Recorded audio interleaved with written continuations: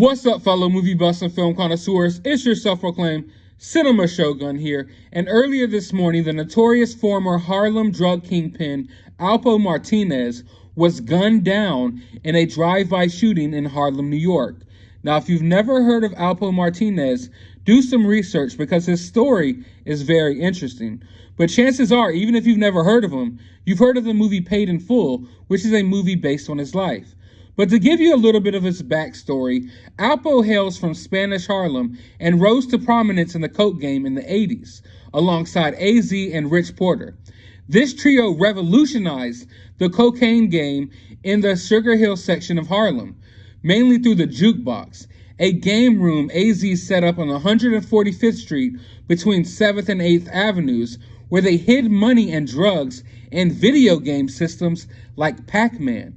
The trio became local celebrities, flaunting exclusive cars, clothes, and jewelry to the delight of admirers. After a time, Alpo moved to Washington, D.C. to live with a girlfriend. The drug conviction of Rayful Edmond, who was the premier D.C. drug lord, left a vacancy in the D.C. drug trade.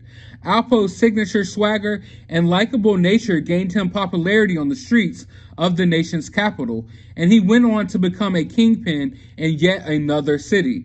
His success in the game is largely due to Wayne Silk Perry, who Alpo befriended and recruited as his enforcer. Before long, Alpo was moving 30 kilos of coke per day. The money rolled in while the bodies hit the floor. Also, Alpo would commit various murders in the name of maintaining his empire. The most notable of Alpo's murders was the January 1990 murder of Rich Porter, his right-hand man. The feds arrested Alpo Martinez on November 6, 1991.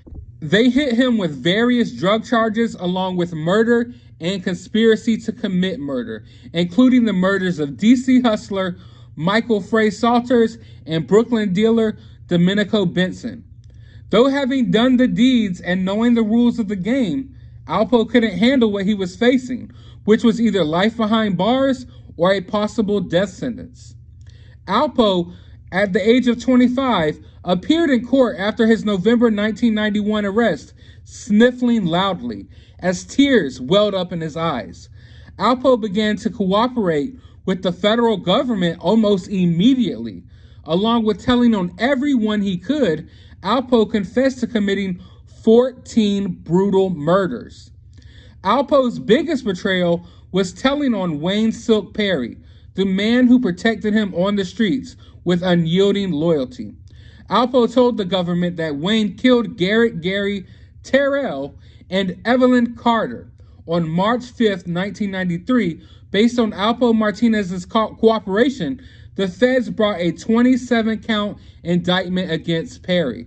The indictment included the murders of 9 people and the furtherance of a continuing criminal enterprise: racketeering, conspiracy to distribute crack cocaine, retaliating against a witness, kidnapping, and robbery.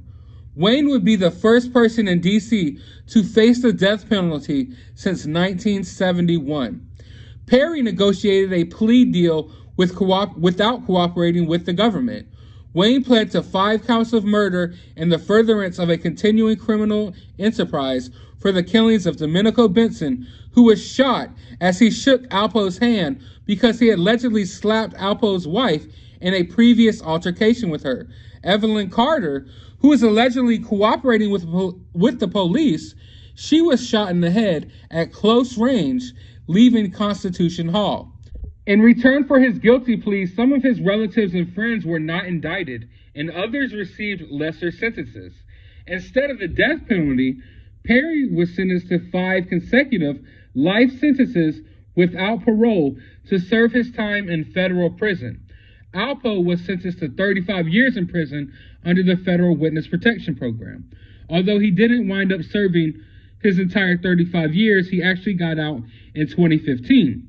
But as I just said, he was under the Federal Witness Protection Program. But instead of laying low, changing his name, and living out the rest of his years, he decided to return back to New York, and not just return to New York, but he decided to return back to his old stomping grounds in Harlem. and walk the streets and just go about life as if it was normal.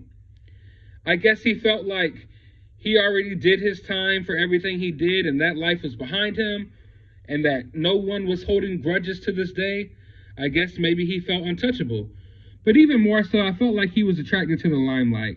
This guy was not a guy who wanted to change his name and not live up to his legacy and just be forgotten about and just live a nice, quiet life. No. Alpo always loved the limelight. A lot of the swagger and style that you see in New York to this day was shaped by Alpo Martinez. He was always dripping in the latest designer. He had all the newest clothes, all the nicest women, the nicest cars. He loved being in the forefront. He loved people watching him and seeing him. And even to this day, you would catch him in Harlem, riding in foreign cars, dripped out in the latest designer, as if his past life wouldn't catch up to him. But you see, street justice doesn't have an expiration date. Let me say that one more time for you guys in the back. Street justice does not have an expiration date. And not just that, karma is very real, and she is a dirty bitch, I am telling you right now. So don't think that just because you got away with doing things years ago, that it means that it won't catch up with you to this day. And let Alpo Martinez be a perfect example of that.